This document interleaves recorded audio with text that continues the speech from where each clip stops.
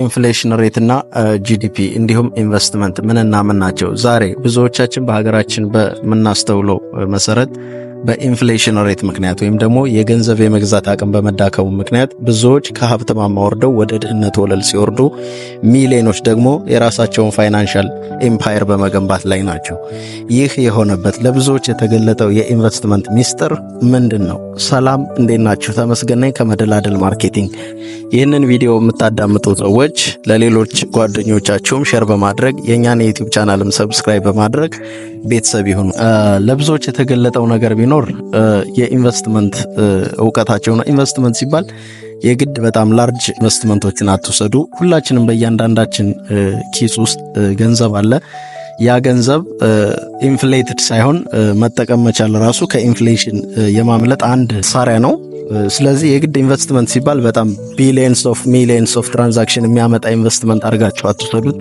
ኪሳችሁ ውስጥ ያለ ኤኒ ብር ኢንፍሌትድ ሳይሆን ከተጠቀማችሁበት በእርግጠኝነት ከኢንፍሌሽን መትረፍ ትችላላችሁ ማለት ነው። ስለዚህ ይሄንን ከኢንፍሌሽን ለመዳን ደግሞ ዋናውና ወሳኙ ነገር ጊዜውንና ወቅቱን ያገናዘበ የኢንቨስትመንት አማራጮችን መከተል ነው ማለት ነው። ስለዚህ ዛሬ ምን ላይ ኢንቨስት ብናደርግ የተሻለ ሰርቫይቭ ማድረግ እንችላለን ወይም ደግሞ ብዙዎች የራሳቸውን ፋይናንሻል ፓወር የሚገነቡበት ሚስጥር ምንድን ነው የሚለውን ማየት መቻል አለብን ማለት ነው። ምክንያቱም ኢትዮጵያ ውስጥ ያለው ኢንፍሌሽን ሬት በየቀኑ ኦብዘርቭ የምናደርገው እና ኤክሰርሳይዝ እያደረግን ያለው ሚሊዮኖች እየተጎዱበት ያለ ስለሆነ ያንን መቅረፍ ስላለብን ማለት ነው። ስለዚህ ምን ላይ ኢንቨስት ብናደርግ የተሻለ ነው የሚለው ኢንቨስትመንት አማራጮችን ልንገራችሁ።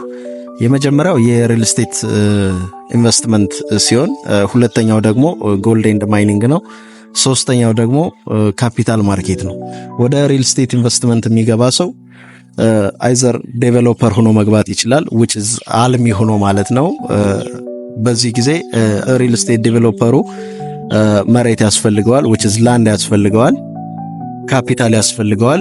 እነኚህ ነገሮች ካሟላ ዴቨሎፐር መሆን ይችላል ማለት ነው። መሬት የት ልናገኝ እንችላለን የሚለው መሬት ከመንግስት ነው የሚገኘው ወይም ደግሞ ከግለሰቦች which is ግለሰቦች መሬት ይኖራቸዋል። ነገር ግን ያንን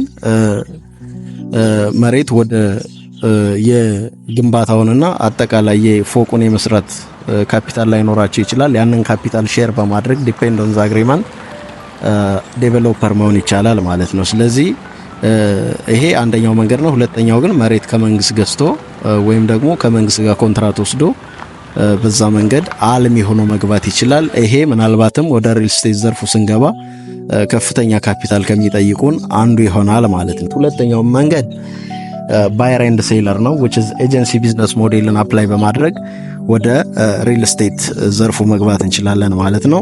ሶስተኛው ሪል ስቴቶችን በመግዛት ረንታል ኢንካም ጀነሬት ማድረግ ነው። የኪራይ ገቢን ጀነሬት ማድረግ እንችላለን ማለት ነው። እነኚህ ነገሮች ስናደርግ እንግዲህ ኢንፍሌሽኑን አት ኤ ታይም ረዚስት እናደርገዋለን ማለት ነው።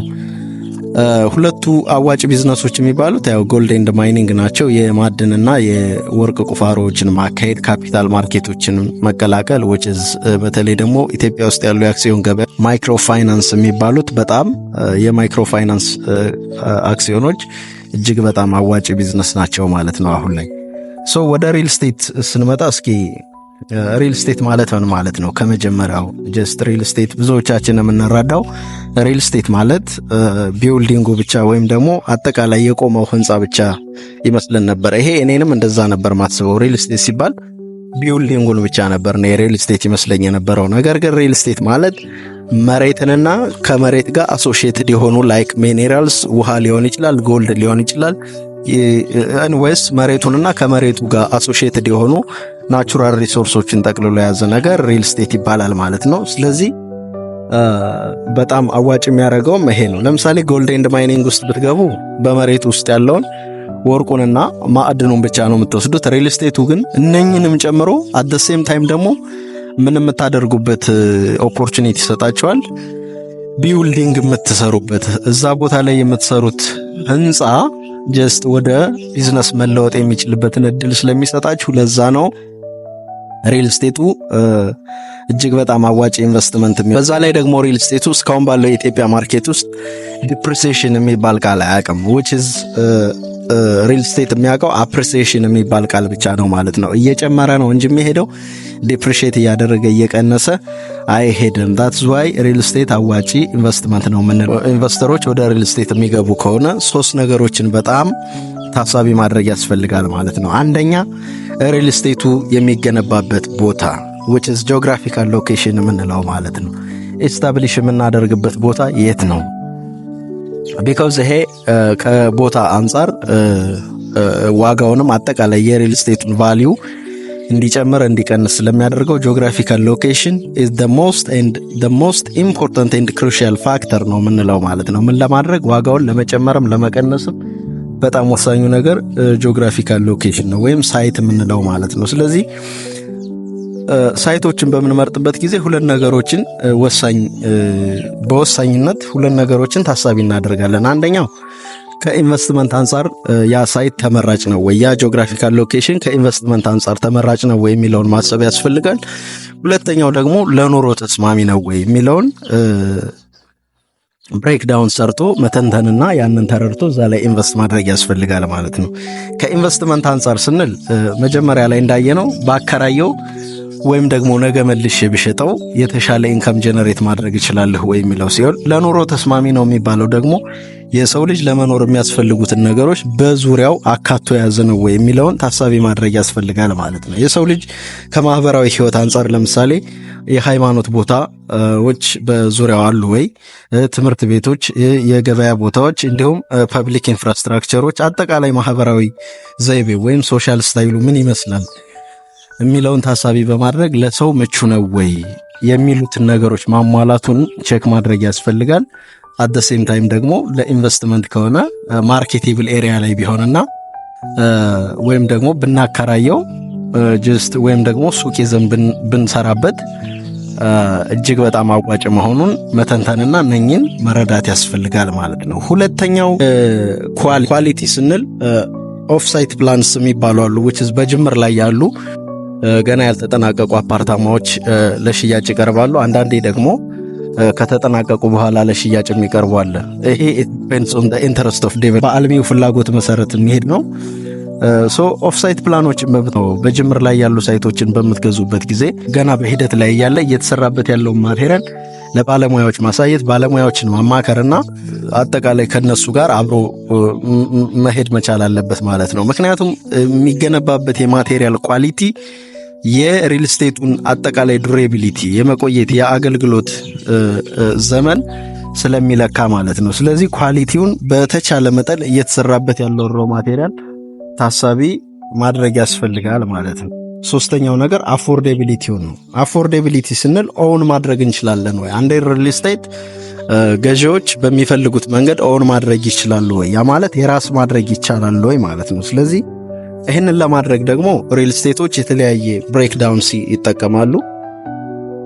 አንደኛ ዳውን ፔመንት መስጠት ነው። 10% ቅድመ ክፍያ፣ 15%፣ 25% ቅድመ ክፍያ በመስጠት እና የተለያዩ ፔመንት ሜቶዶችን 50% የባንክ ብድር፣ የረጅም ጊዜ ብድር፣ የአጭር ጊዜ ብድር በማመቻቸት ለገዢዎች የመግዛት ፍላጎታቸውን ባማከለ መንገድ የመግዛት አቅማቸውን ባማከለ መንገድ የመክፈያ ጊዜ የፎይታ ጊዜ በመስጠት እንዲገዙ ማድረግ ይቻላል ማለት ነው። አፎርዴቢሊቲውንም በዛው ማሰብ ያስፈልጋል ማለት ነው። ስለዚህ አፎርድ ለማድረግ ዊሊንግነስ ነው። ዊሊንግነስ ቱ ባይ ዘ ፕሮዳክት ነው። ፕሮዳክቱን ለመግዛት ፈቃደኛ መሆን ነገር ግን ፈቃደኛ መሆን ብቻ ሳይሆን ፕሮዳክቱ ኤግዚስት ማድረግ አለበት። አቫይላቢሊቲ ኦፍ ዘ ፕሮዳክት የምንለው ማለት ነው። ኤንድ ዘን ኤቢሊቲውም ሊኖር ይገባል፣ አቅሙ የመግዛት አቅሙም ሊኖር ይገባል ማለት ነው። ስለዚህ እነኝን ነገሮች ሁሉ አሟልቶ የሚመጣ ገዢ ካለ ምን ማድረግ ይቻላል? የተለያዩ ብሬክዳውኖችን በመጠቀም ዳውን ፔይመንቶችን፣ የባንክ ብድሮችን በማመቻቸት ሰዎች አፎርድ እንዲያደርጉት ማድረግ ያስፈልጋል ማለት ነው። ምክንያቱም ከተገነባ በኋላ ካልተሸጠ ለዴቨሎፐሩ ሪስክ ስለሚሆን ማለት ነው። ስለዚህ መሸጥ ስላለባቸው በዛ መንገድ መሸጥ ይቻላል ማለት ነው። እነኝህን 3 ነገሮች ታሳቢ አድርጎ የሚገነባ ሪል ስቴት ወይም ደግሞ በእነኝህ በ3ቱ ነገሮች ላይ በጣም ትኩረት አድርጎ ዴቨሎፕ ያደረገ አልሚ በእርግጠኝነት ነው የምነግራችሁ ሊከስር አይችልም ማለት ነው። እንደውም ከፍተኛ የሆነ ትርፍ ነው ሊያገኝ የሚችለው። ከዚህ አንጻር አንድ ቲፕ ልንገራችሁ። አርጂ ኤንድ ፋሚሊ ሪል ስቴት ይባላሉ። ሎኬሽናቸው በጣም ፕራይም የሚባል ሎኬሽን ነው። ከቦሌ አካባቢ ከአደይ አበባ ስቴዲየም ወይም ደግሞ አዲስ አበባ ኢንተርናሽናል ስቴዲየም ፊት ለፊት በጣም ቆንጆ ቪው ያለው እንደምታዩት በአጠቃላይ ከ70% በላይ ተገንብቶ የተጠናቀቀ ነው። ወደ G+9 አካባቢ ተገንብቷል። የተወሰኑ ከግራውንድ ጀምሮ እስከ 5 እስከ 6 ያሉት ለሱቅ በጣም ለሱቅ የሚሆኑ ቅንጡ አፓርታማዎች ናቸው። ከዛ በላይ ያሉት ደግሞ ለመኖሪያ ታስበው የተሰሩ ናቸው። ስለዚህ ሽያጭ የጀመረ ሪል ስቴት ነው።